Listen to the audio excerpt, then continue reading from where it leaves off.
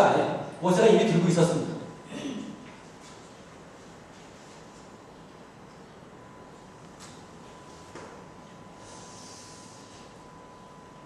그런 가운데에서 이제 점점점 그 지팡이를 사용하시고 모세를 활용하시죠.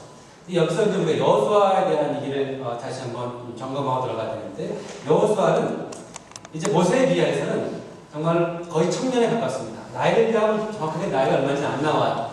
하지만 여호수아는 아시죠? 40년 뒤에 가나안 땅 정복의 대업에 짊어지는 장군으로 사사로 나서게 됩니다. 그래서 40년 동안 여호수아를 훈련을 받게 되는 과정입니다. 처음에는 잘 몰랐어요. 하지만 하나님이 인도하신, 하나님이 하신 이적을 바라보면서 하나님을 점점 더 신뢰하게 되었던 그런 과정이죠. 여호수아는 제일 처음 언급된 것이 출애굽기 33장 11절입니다. 여기 나왔듯이 여호와께서 모세와 대면하는 말씀을 하시매 모세는 진으로 자기 천막으로 돌아갔지만 여호수아는 회막을 떠나지 아니하였다. 회막이란 그때 하나님과 여호와와 모세가 만났던, 대화했던 그런 곳입니다.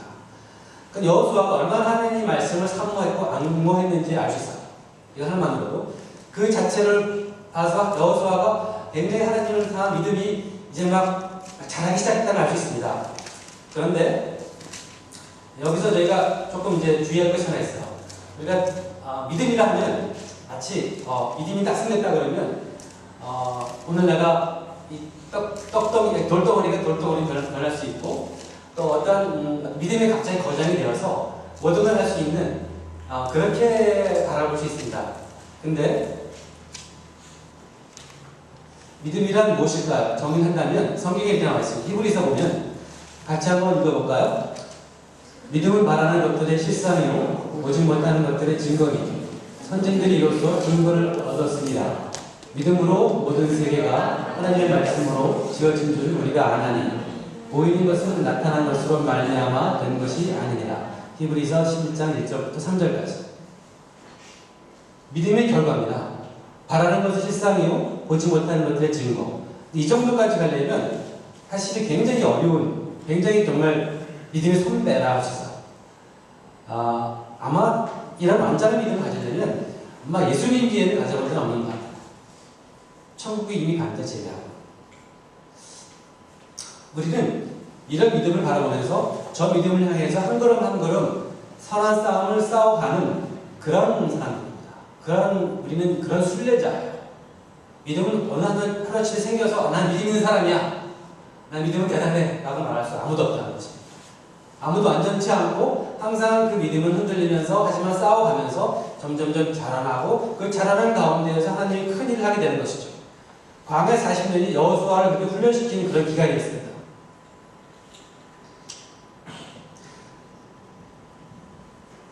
믿음은 처음에 세워지고 유지된다기보다는 어느 순간에 잉태되어서 태어나고 영적인 선한 싸움을 싸워 성장하는 과정이라 보는 것이 맞는데, 그 믿음을 보면은, 그 믿음에 좀 자세히 보면은 깊이와 넓이가 있어. 믿음이 깊다 하는 분 계시죠?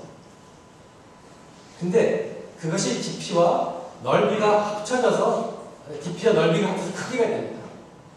내가 깊다라고 자랑하지 마세요. 깊은 것만 가지고는 안 됩니다. 내가 깊은 건 좋지만 넓이 표현 못해서 수용성이 너무 없을 수 있어요. 그런데 때로 어떤 사람들은 난 믿음이 넓으니까 다 수용할 수 있고, 어떤 사람들은 내가 품을 수 있고 융통성이 있어. 하지만 그런 자일수록 깊이가 떨어질 수 있어. 깊이와 넓이를 같이 가져야 크기가 나옵니다. 근데 그래, 나 깊이가 있었으니까 넓이가 키우는데 오늘부터 난 넓이에서 다 포용할 수 있어. 그러니까 그것처럼 어제 도올 김무슨 박사가 거기 강남에 있는 절에 가서 무슨 도울 복음인가? 무슨 복음이죠?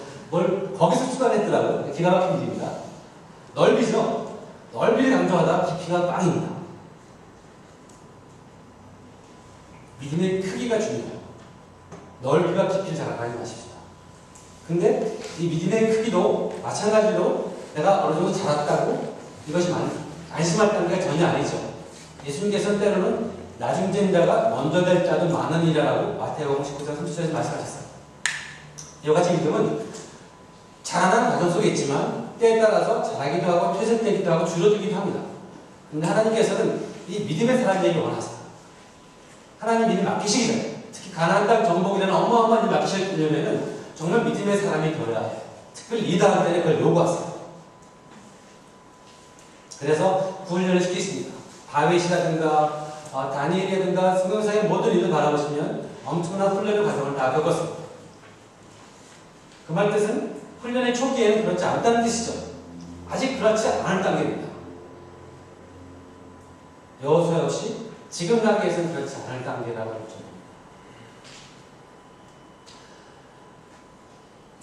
출애굽한 이후에 여호수아는 계속 믿음의 사람이 되어갔습니다. 모세에게 믿음의 사람으로 인정이 되어서 아말렉과 치른 전쟁에 첫 리더로 지명받게 되죠.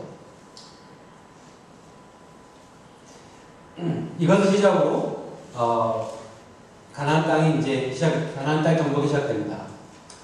자, 그런데 한번 상황을 보죠. 출애굽한 이후에 이것이 처음 전쟁이었습니다.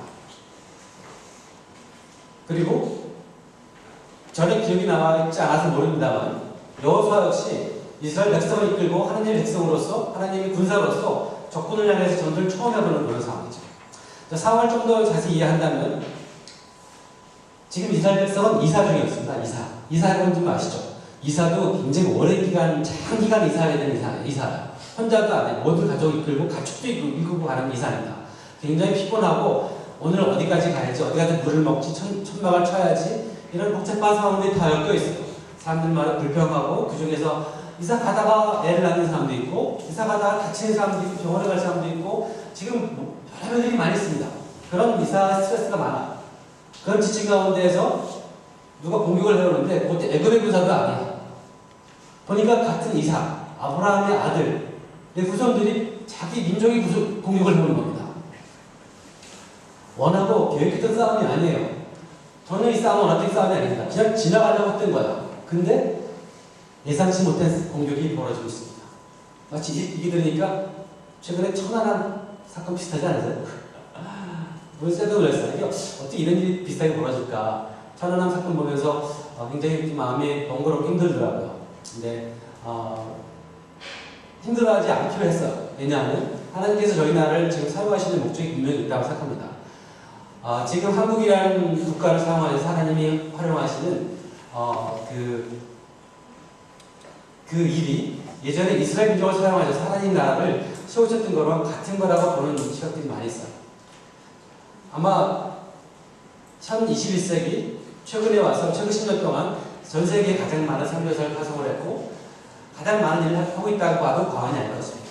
믿음으로 본다면 지금 한국에 있어서 한국에 주어진 한국 사람 주어진 일이 굉장히 많을 거예요. 그 한국에 있는 저희들이 한국의 말을 가지고 한국에서 신앙 훈련받은 저희들이 그 말씀을 가지고 이제 하나님 나라를 앞당기기 위해서 이제 펼쳐나가야 될 시간입니다. 가나안 땅을 정복하듯이. 그때 일어난 천일왕 사건이에요.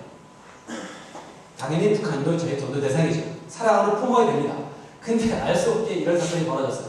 이제 알 수는 없죠. 하지만 알 수 없지만 이 사건을 통해서 하나님께서 저희에게 또 다른 정금과 같은 훈련을 시킵니다 믿습니다. 우리는 기도하고 준비하고 보다 더 겸손한 자세로 하나님 나라에 쓰일 수 있도록 더 준비해야 될 것 같아요. 철저하게. 잠깐 많이 세웠다가 돌아오겠습니다. 자, 지금 상황이 그런 상황이죠.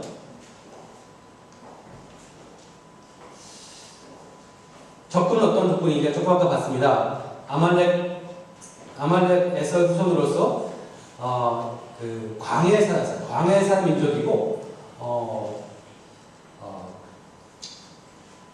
예전에 야곱에게 장제권을 팔았던 하나님의 장제권에 관심이 없는 사람이에요.